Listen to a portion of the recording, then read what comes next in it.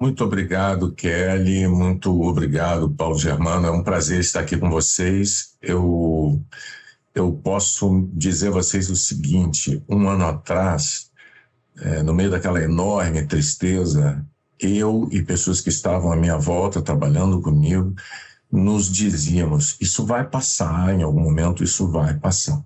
E passou. Então, um ano depois, eu me sinto muito emocionado de estar de volta ao convívio com o pessoal da RBS para relembrar o que foi esse momento tão importante para a história do Estado e para a história profissional de tantos colegas. Eu estava com muitos colegas da Globo e colegas da RBS trabalhando, eles heroicamente em alguns casos. Então é muito, muito bom estar com vocês de novo agora. Eu queria começar pela decisão, porque um jornal como o Jornal Nacional, que envolve muitas pessoas, né, uma equipe, uma questão técnica, quando foi a decisão de trazer para cá e também dessa dificuldade que havia, aqui nós estávamos sem luz, sem água, né? Cada um de nós gaúchos voltando lembra de como foi difícil, tenebroso. Queria que você contasse, dividisse um pouquinho com a gente essa decisão de vir e até o chegar aqui e se deparar com aquela realidade. Bom, primeiro eu preciso fazer uma observação com absoluta transparência, né? O habitual nessas intempéries, em chuvas muito intensas, é que elas provoquem danos num certo momento, mas que com o passar dos dias a água baixe e a situação melhore. A gente sempre trabalha com esta expectativa, né? O que aconteceu no Rio Grande do Sul contrariou totalmente essa expectativa. E nós fomos nos dar conta disso no fim de semana, né? No domingo, principalmente. Eu estava de folga no domingo, não estava nem no Rio de Janeiro, eu estava numa cidade da região serrana do estado do Rio de Janeiro, quando a Cristiana Souza Cruz me mandou um e-mail dizendo: olha, essa semana a gente vai ter... A Renata Vasconcelos não estava, ela estava de férias. Falou: essa semana nós não vamos ter a Ana Paula Araújo, nós vamos ter outra colega com você fazendo JN, porque a Ana Paula Araújo está indo com o Bom Dia para o Rio Grande do Sul. E eu acho que, na verdade, a gente devia ir também. Isso era domingo, devia ser 1h da tarde, talvez 2h. E era início da tarde. E aí eu concordei com ela imediatamente e procurei a direção do jornalismo para tratar desse assunto. Eu liguei para o Ricardo Vilela e ele, na hora, ele falou: cara, a gente está estudando isso e acho que é necessário que a gente faça isso, porque realmente está piorando demais.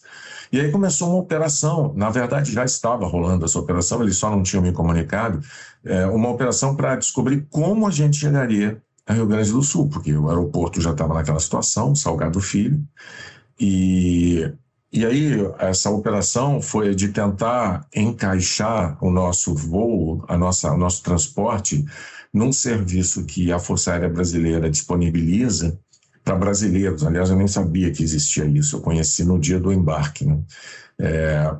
Aviões da FAB de carga frequentemente levam também cidadãos e levam até gratuitamente pessoas que não podem pagar por uma passagem aérea. Quando sobra espaço nesses aviões de carga, eles instalam lá umas poltronas e botam essas pessoas. E em bases aéreas, em locais específicos, cidadãos podem se inscrever para fazer esse voo. Eu não me lembro bem agora, mas eu tenho a impressão de que o intervalo para uma vaga durava talvez coisa de uma semana. Em uma semana a pessoa receberia um e-mail da FAB avisando: olha, temos o seu voo, você tem que estar no lugar tal, hora tal, e você embarca. Então a Globo tentou de todas as formas me levar, e tinha uma dificuldade enorme de transporte para lá. E aí procuramos a FAB, e a FAB tinha um voo para sair que era do Rio, depois não era mais do Rio, era de Brasília, e aí eu ficava recebendo os detalhes. Você vai embarcar em Brasília. Eu tinha que voar para Brasília e depois embarcar. Depois voltou para o Rio. Eu sei que a coisa foi se definir já bem tarde. E no dia seguinte, viajamos no avião da FAB, eu e o Miguel Ataíde, que é diretor executivo do jornalismo. E foi assim que a coisa começou. A gente chegou e foi diretamente para a RBS, né? Porque a gente precisava tomar pé do que estava acontecendo, saber onde iríamos apresentar o jornal. E esse foi o momento mais chocante para mim. Porque a redação da RBS estava muito, muito assustada com os fatos mais novos daquela segunda-feira.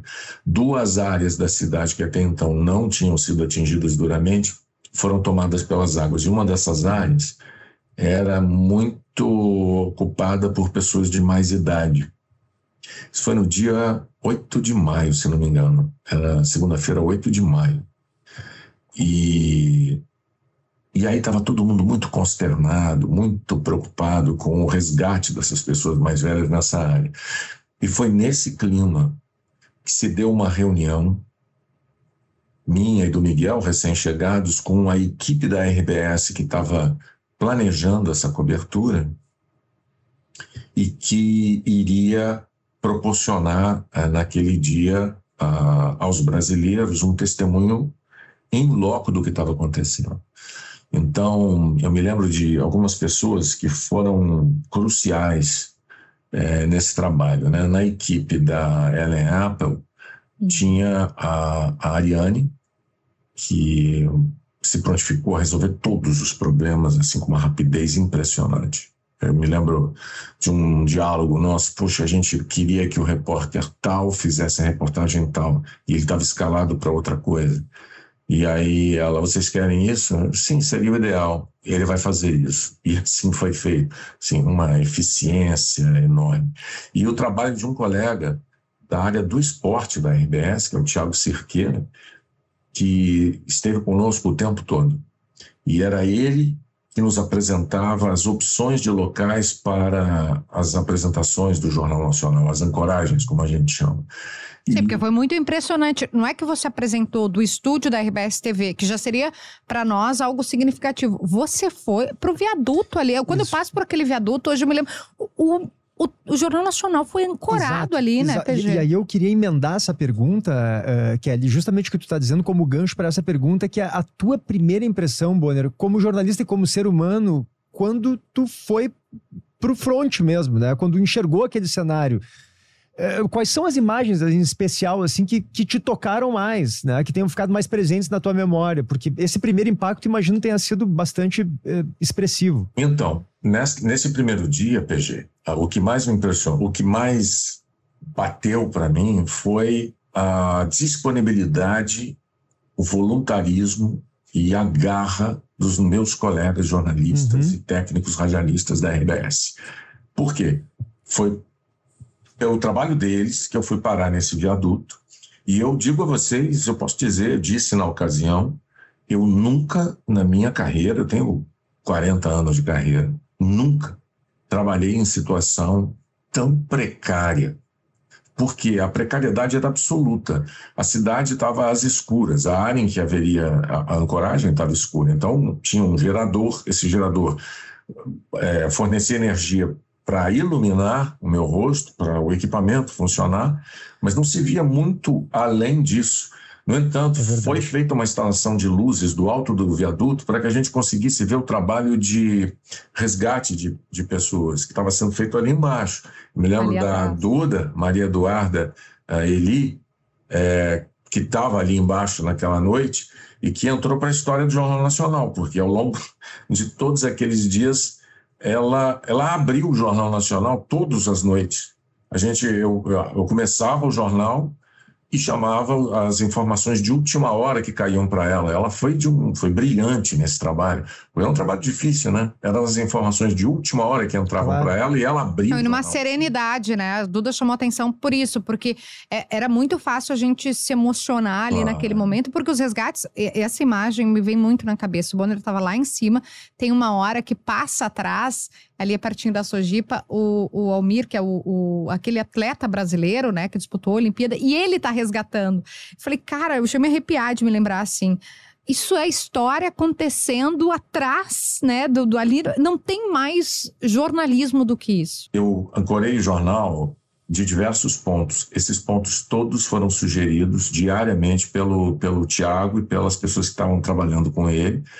E eles davam o porquê de aqueles lugares serem os ideais, seja por condições técnicas, seja porque daria um ângulo novo para a cobertura, porque eu poderia perfeitamente todas as noites ancorar no mesmo lugar, mas isso não permitiria ao público ter uma ideia da abrangência, da gravidade daquele problema. Então, mudando de lugar, eu dava essa noção e também isso me permitiu mostrar o trabalho voluntário realizado por tanta gente no Rio Grande do Sul. Então, tinha universidade pública, universidade privada.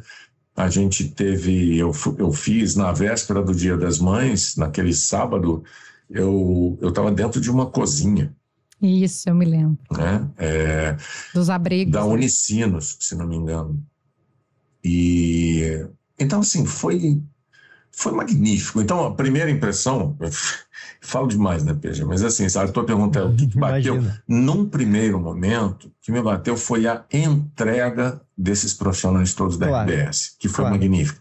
No segundo momento, que foi quando eu comecei a me deslocar pela cidade, exatamente para variar os pontos de ancoragem do Jornal Nacional, é que eu fui vendo de perto a situação que as pessoas estavam enfrentando em termos de água. Aquilo que eu via nas reportagens, eu estava vendo também pessoalmente.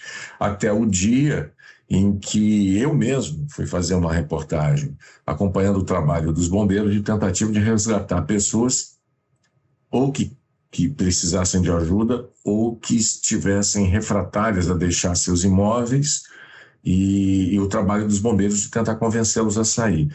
E nesse trabalho dos bombeiros, inclusive, é uma tarefa meio inglória, porque, como me explicaram, eles não podem forçar ninguém a sair de casa e eles compreendem que as pessoas tenham medo, porque algumas pessoas, de fato, perderam bens que não estavam molhados pela enchente. Perderam bens porque houve saques em algumas casas. Então, eu sei que isso provoca uma indignação, né? Como num momento de crise como esse, alguém pode invadir a casa de alguém que precisou fugir das águas. Mas, infelizmente, teve isso também. Né? Então, foi um conjunto de coisas, o heroísmo de pessoas que estavam com suas ruas cheias d'água e que trabalhavam nessa cobertura jornalística, e as tantas e tantas pessoas que se entregaram a ajudar pessoas, ajudar animais. Eu entrevistei gente que estava também fazendo isso. Então, assim, foi uma experiência profissional absolutamente inesquecível para mim, foi muito marcante. Dentro dessa pergunta do PG, eu queria só ampliar, te perguntando sobre histórias. Eu sei que é uma tarefa, né, pedir para escolher uma, porque foram muitas, e nós mesmos, né, a gente tem dificuldade, porque eu lembro de entrevistar uma menininha que estava a gente fala pé descalço, né, estava sem sapato, e ela chorou, eu achei que ela queria um brinquedo. Eu falei, o que tu queria? Ela falou calçado. Que criança que pede um calçado, né? Nenhuma criança pede um calçado. Criança pede brinquedo. Eu me arrepio também de lembrar, mas algum depoimento, Bonner, que a ti leve de novo para aquele lugar, que te emociona, né? Um ou mais de um, enfim. Sim, teve várias situações, mas assim, esse atleta que abriu mão de obter a marca olímpica, veja, não é pouca coisa. Ele dedica a vida ao esporte e tem uma Olimpíada se avizinhando, ele precisa obter uma marca para ir para a Olimpíada e ele abre mão de tentar isso. É maravilhoso. Isso é muito, muito tocante. Mas o caso, eu vou pedir licença e vou me ausentar da câmera durante 4 segundos, peraí. Por favor, fique à vontade. Acho que o Bonner foi buscar alguma coisa. Ó. e que eu guardo com enorme carinho é o desse abraço aqui, que eu vou mostrar para vocês. Tá dando para ver? Bonner, para quem não tá vendo, tá mostrando aqui um quadro, né, com uma moldura, em que aparece uma foto dele abraçando uma pessoa que não dá pra gente ver o rosto, que tá de terno. Não foi o que se preparou pra ver, ou algo assim, que se vestiu porque sabia? Gente, isso aí é de cortar o coração. Esse é o seu Luiz Carlos, que estava com a casa totalmente debaixo d'água.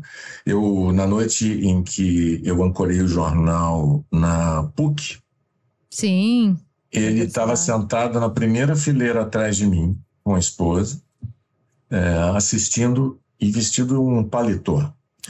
Eu não notei a presença dele, ele estava atrás de mim. Mas num certo momento, quando terminou o Jornal Nacional, eu fui procurado pelos voluntários da PUC, e eles me pediram para conhecer, para ir cumprimentar o seu Luiz Carlos. E a história era a seguinte: ele estava lá como desabrigado, ele tinha sido acolhido pela PUC naqueles dias, e quando soube que o Jornal Nacional seria feito lá, ele disse: eu preciso de um terno para ver o Jornal Nacional e conhecer o William. Nossa. E vieram me dizer isso. E aí, quando eu fui cumprimentá-lo, isso foi testemunhado, tem vídeos disso, na época eu botei na minha rede social também. Ele explicou, ele pediu desculpas por não estar vestido como ele queria estar, mas ele estava numa elegância enorme, né? Simbolicamente, mas fisicamente, ele estava realmente de paletó, uma calça de alfaiataria, estava todo arrumadinho. E eu ouvi aquilo, claro que aquilo, nos tempos que a gente vive, né? De tanta intolerância, aquilo mexeu demais comigo, e eu pedi a ele: eu posso te dar um abraço? E aí nós nos abraçamos, e eu tenho esse quadro aqui para a vida. Eu ganhei, ele é moldurado quando eu voltei. Isso não é uma foto, isso é um fotograma, é um frame de vídeo que foi congelado e impresso, e eu ganhei de presente. Eu tenho essa família no meu coração, porque foi uma a gente está te vendo, a gente está emocionado, e tu também está emocionado, né? É impossível não me emocionar com isso. Isso vai me emocionar a vida inteira, mas eu sei que eles estão bem, eles conseguiram uma outra casa, saíram da área de risco, e tem planos e tem saúde. Isso aqui é o mais importante. E o quadro dele fica na tua mesa aí, Bonner, na tua sala, aliás. Ele fica na minha sala, eu olho para ele todos os dias. E essa foto é muito feliz, essa imagem, porque eu estou de olhos fechados recebendo o abraço. A gente não vê na foto o rosto dele, porque ele está do outro, o meu rosto cobre o dele. Mas a sensação que eu tenho quando eu vejo essa foto é de que, sei lá, tem esperança. Eu acho que é isso, sabe? Às vezes é um abraço que bota você nos eixos de novo. Nesse dia eu estava muito abatido com o que eu estava vendo. Esse abraço foi muito reconfortante. O seu Luiz Carlos talvez não tenha ideia do bem que ele me fez, aceitando o meu abraço em agradecimento à gentileza dele de querer nos conhecer e nos cumprimentar. E talvez, Bonner, converse também com uma sensação que às vezes a gente esquece para quem a gente faz a notícia, né? A gente fica também em tempos difíceis, né? Tempos de ataques, de polarização e de uma coisa assim meio raivosa, não só contra o jornalista, mas enfim, é um ambiente que a gente vive tenso. Você ancora programa de debate eleitoral. Em alguns momentos a gente acaba até se abrutalhando para suportar, para aguentar, né? E aí, quando vem uma coisa dessas, né? Quando vem um abraço desses, eu acho que nos relembra a essência do trabalho, né? Do seu trabalho, do que a gente faz na Rádio Gaúcha, mas do porquê que estamos todos aqui. Porque somos jornalistas. Mas então, Kelly, já que você tocou nesse ponto, acho que seria razoável agora, passado um ano, eu falar sobre essa intolerância. Porque chamou minha atenção o que eu li em diversos órgãos da internet sobre uma suposta hostilidade à equipe da Globo ou a mim. E isso foi tão inflado, isso é tão mentiroso, e eu acho que no nosso trabalho a transparência é absolutamente fundamental em todas as nossas relações. Eu gostaria de transparentemente resumir aqui o que foram as tais hostilidades que eu testemunhei. Então, se me permitem, na primeira noite, no dia em que eu cheguei, portanto, e que eu estava no alto do viaduto, por volta de, sei lá, 50 minutos antes de começar o JN, talvez, aproximou-se um cidadão que estava muito alterado, muito irritado. Ele estava revoltado. Ponto. A palavra é essa. Estava revoltadíssimo. E ele decidiu expor a sua revolta para mim e para quem me cercava, para a equipe que estava ali perto daquele gerador. Estava um barulho enorme, porque o gerador era próximo, não tinha como não ser próximo, então eu estava com alguma dificuldade para escutar o que ele estava dizendo, mas eu entendia aquilo, aqui e ali, porque ele estava falando bem alto. Então, primeiro, ele se queixou de 3 pontos. O primeiro ponto dele é: vocês estão aqui, você não devia estar aqui em cima do viaduto, você devia estar lá embaixo, onde está com água. Vai lá, por que você não vai lá fazer lá embaixo na água? Se eu pudesse conversar com ele, eu diria: meu amigo, eu entendo a sua revolta, mas não faria o menor sentido eu descer para fazer o jornal com água pelos joelhos apenas numa atitude demagógica. Eu estou com equipamentos eletrônicos aqui e eu preciso, tem câmeras, tem luz, Exato. tem microfones, tem cabos, e eu preciso levar ao Brasil o que está acontecendo com a maior visibilidade possível. Daqui de cima eu tenho visão, lá de baixo eu não tenho, e eu tenho água. Não faz sentido. É por isso que eu não estou na água, porque eu tenho um lugar aqui em que não tem água. Seria uma falsidade da realidade. Seria falsear a realidade eu ir para a água e dizer: aqui está tudo coberto, eu estava em cima. Mas interessante, mas aí tu falaste com ele. Não falei. Não falei porque não havia condição. Isso é o que eu gostaria de ter dito a ele. Entendi. Espero que ele ouça isso hoje. O segundo ponto de queixa dele era: vocês tinham que estar aqui na semana passada. Isso era uma segunda-feira. Vocês tinham que estar aqui na semana passada. Agora é muito fácil vir aqui. Ora, se eu pudesse falar com ele, eu diria: a sua segunda afirmação não é verdadeira, não é precisa, não é fácil estar aqui, deu muito trabalho estar aqui, mas nós não iremos embora enquanto a gente não sentir que há um caminho para a recuperação. E de fato batemos todos os recordes de permanência de um âncora do JN fora da bancada, que não fosse num evento como uma Copa do Mundo, por exemplo, que é um evento festivo, né? Nunca eu tinha ficado tanto tempo distante da bancada. Então, eu diria isso. Mas eu diria mais. Falei, na semana passada, eu não poderia estar aqui, porque, como eu já havia explicado na abertura do jornal, a nossa expectativa era de que as coisas melhorassem ao longo dos dias e não piorassem. No entanto, estamos aqui porque elas pioraram. E hoje é uma segunda-feira, e nós, ontem, domingo, decidimos vir para cá. Então, atrasados ou não atrasados, estávamos ali para ajudar, como fizemos até o fim, dando visibilidade aqui. Sem dúvida. Mas eu não disse isso a ele. E o terceiro ponto? O terceiro ponto foi uma queixa que ele fez com relação ao resultado da eleição presidencial de 2022. Aí, quanto a isso, eu não haveria o que dizer, eu não tinha o que dizer sobre isso, não tem nada a ver comigo isso, enfim. Mas ele estava revoltado e eu não estava em posição de julgar ninguém por estar revoltado ou não, porque todos vocês e eu estava vendo ali, sabemos todos que era gravíssima a situação. Então, eu tive este episódio no primeiro dia.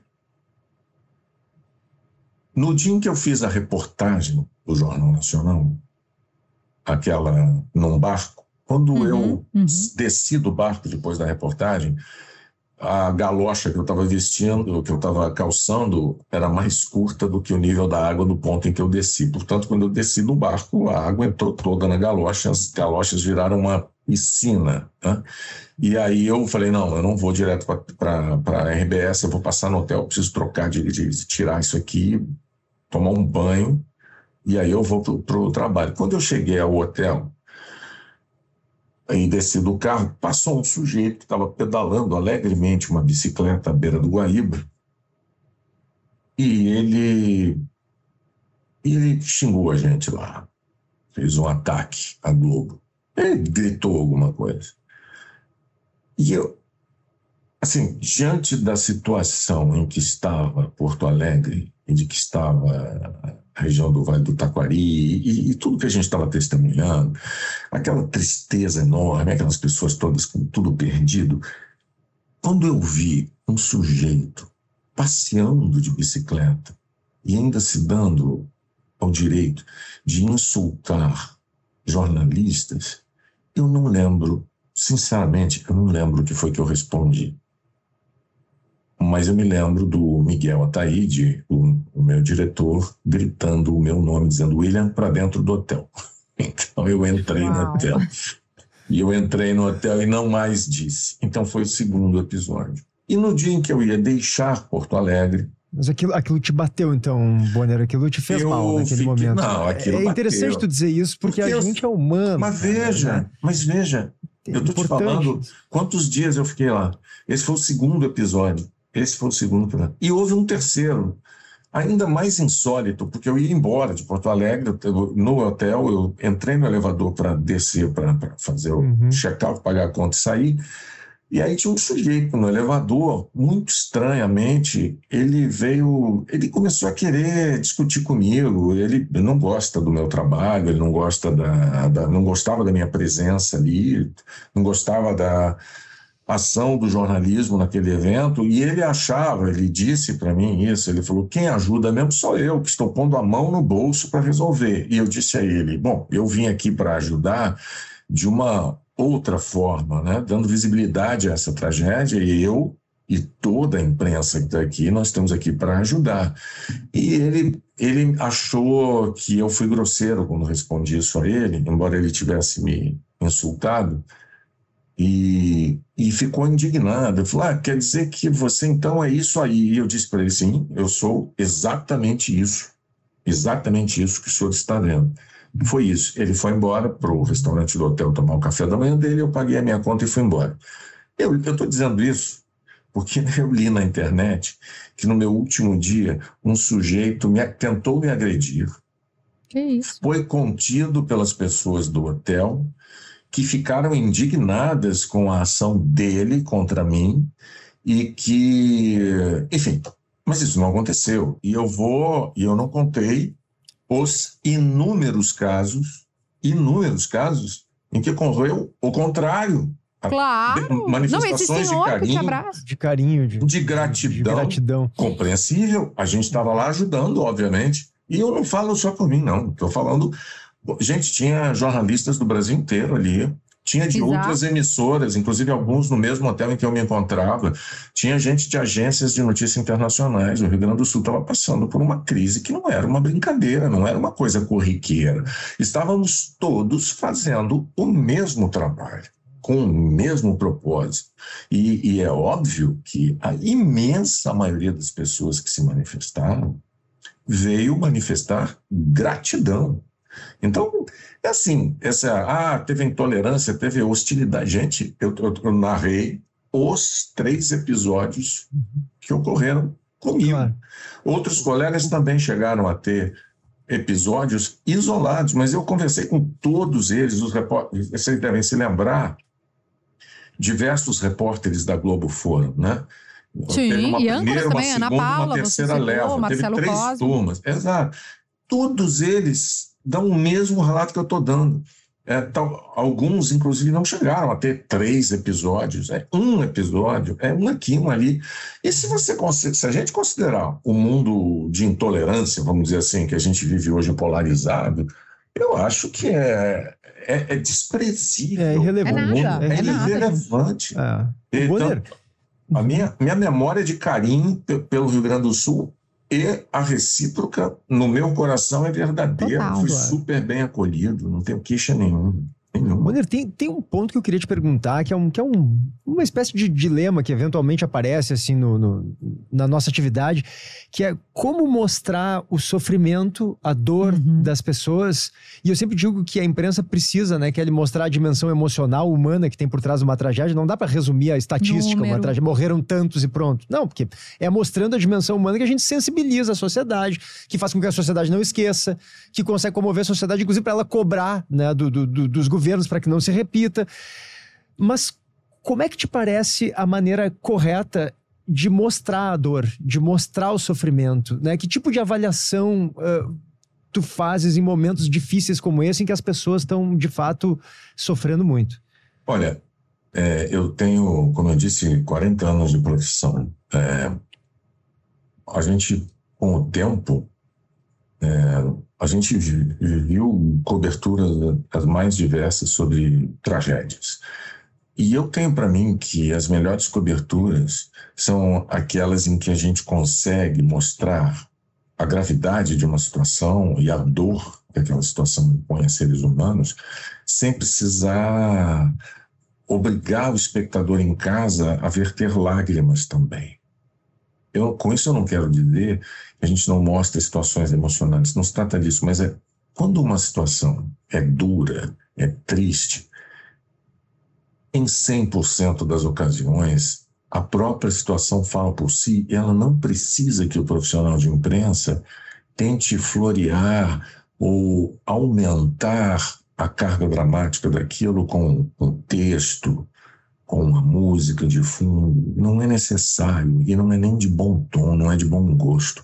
Eu acho que nessas horas o jornalismo bom, o jornalismo que vale a pena, ele foge completamente de qualquer coisa que pareça com a apelação, sabe? Com a exploração da tragédia alheia.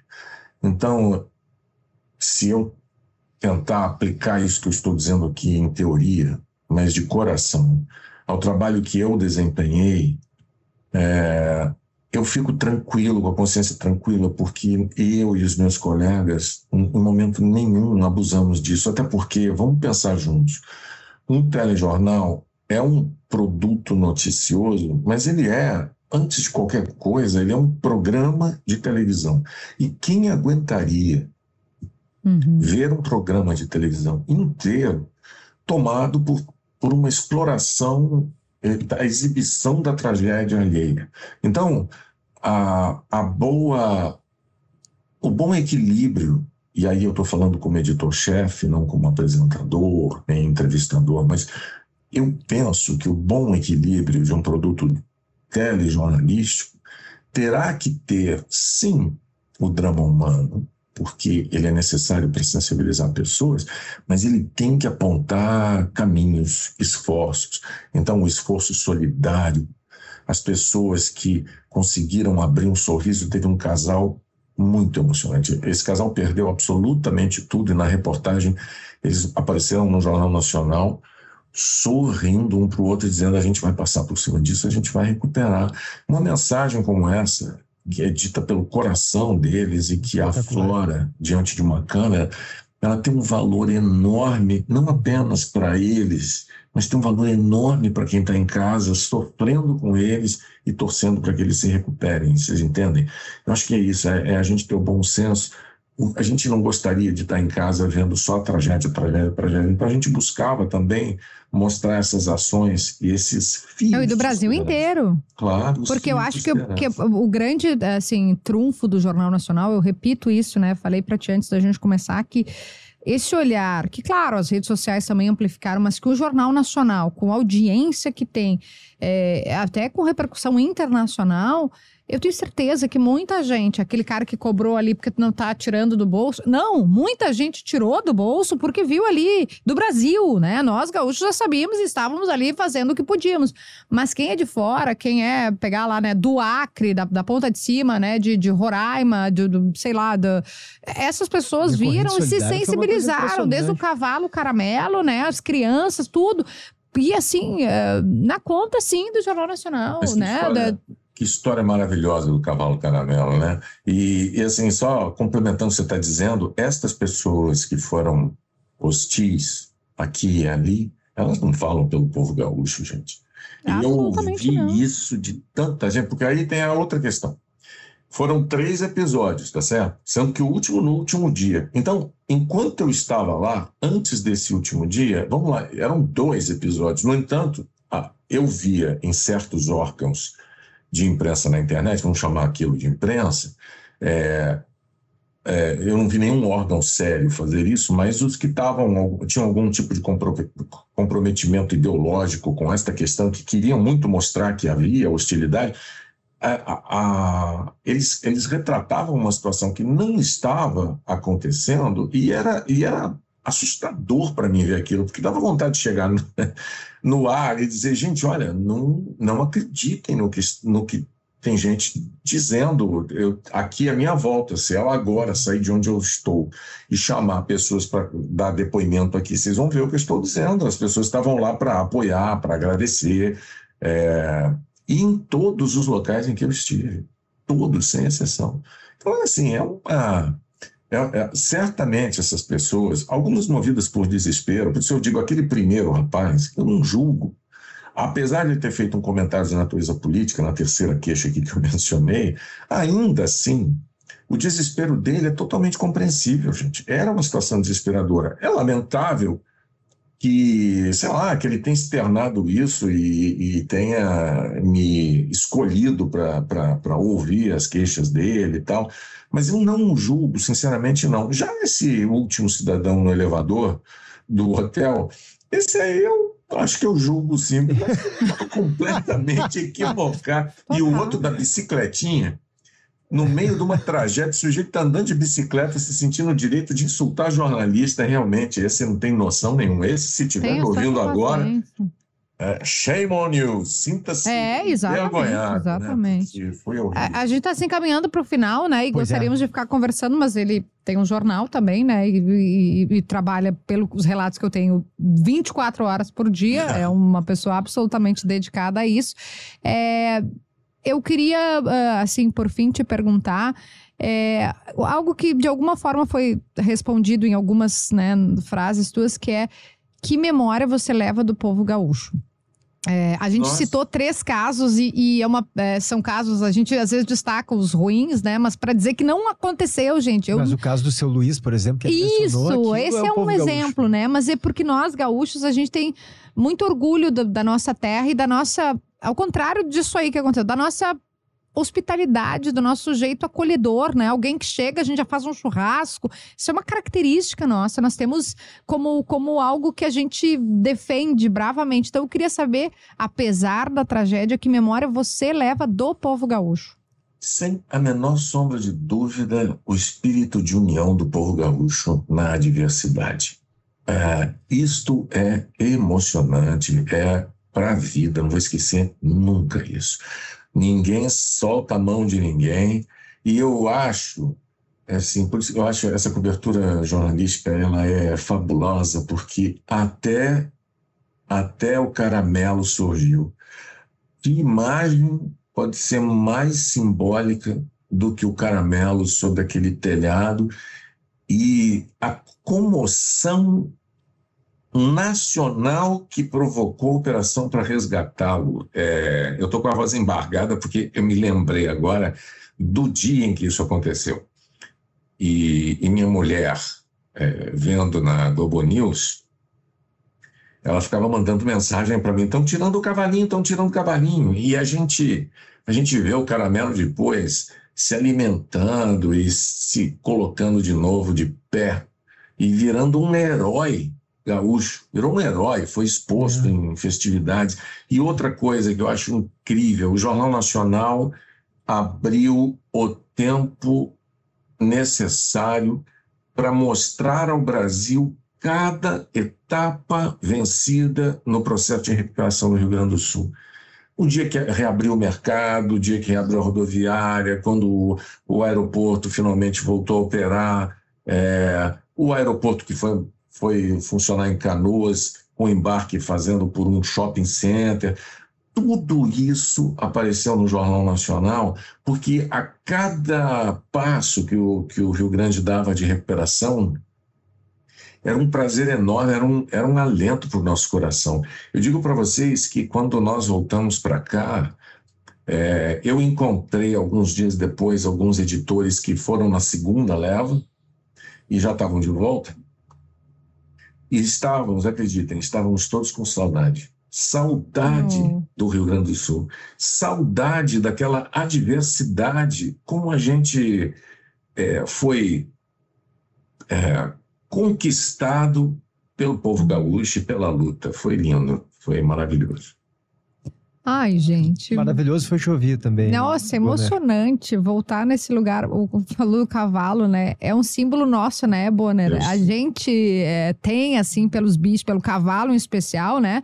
Por toda a história do povo gaúcho, é um símbolo nosso. A gente falou muito isso, né? Um emblema de resistência também, o caramelo, se né? fosse outro, a gente viu muitos cachorrinhos, gatinhos, sim, mas ele ali, né, naquele momento.